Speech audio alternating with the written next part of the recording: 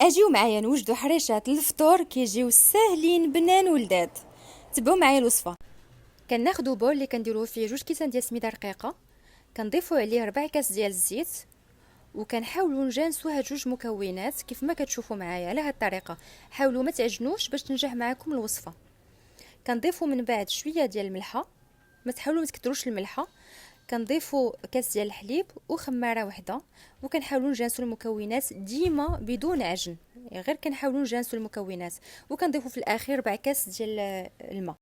كنخليو الخليط يرتاح على جنب، وكندوزو نوجدوا لافاغ تنعمروا بها الحريشات ديالنا.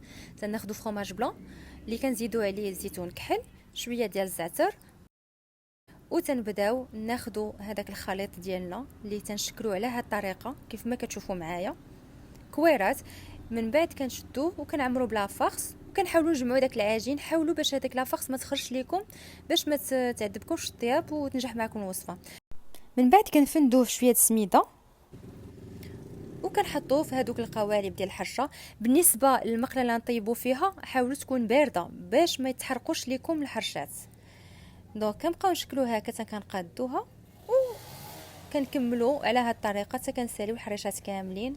وشوفوا كيفاش كيخرج اللون ديالهم، تيجيو لذاذ وساهلين، ما تاخذوش معاكم بزاف ديال الوقت، وبالصحه والراحه.